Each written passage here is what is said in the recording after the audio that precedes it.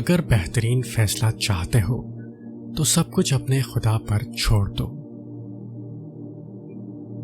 آپ صلی اللہ علیہ وسلم نے فرمایا، ہر صبح کو 2 فرشتے آسمان سے اترتے ہیں، ان میں سے ایک یہ کہتا ہے کہ اے اللہ، خرچ کرنے والے کو اس کے خرچ کرنے پر نعم البدل عنایت فرما، اور دوسرا کہتا ہے کہ اے اللہ، ہر بخیل کو بربادی نصیب کر۔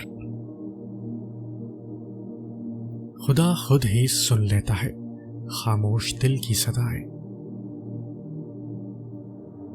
حضرت علی رضی اللہ عنہ فرماتے ہیں، 3 انسان 3 چیزوں سے محروم رہیں گے، غصے والا صحیح فیصلے سے، جھوٹا عزت سے، اور جلد باز کامیابی سے۔ تہجد اللہ پاک کی لاڈلی عبادت ہے۔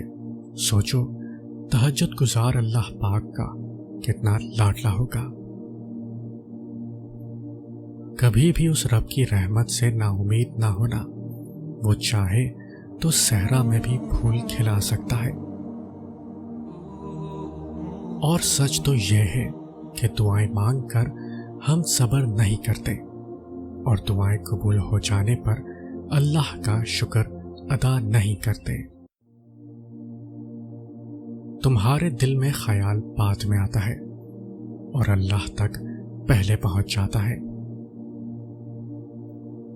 اللہ پاک تمہارے لکھے دعاؤں کے خط ضرور پڑھتا ہے، پھر تمہاری بے صبری جان کر تمہیں دیکھ کر ہلکا سا مسکراتا ہے۔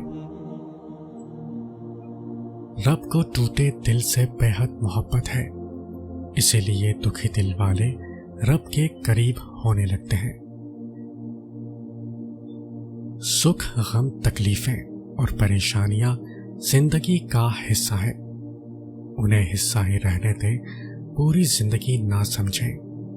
پوری زندگی اللہ کی رحمت اور کرم ہے، فضل اور مہربانی ہے۔ جب انسان مسکرا سکتا ہو تو اسے ہر وقت رونا نہیں چاہیے۔ اللہ ہی وہ واحد ذات ہے جس سے دکھ بانٹ کر روح کو سکون ملتا ہے۔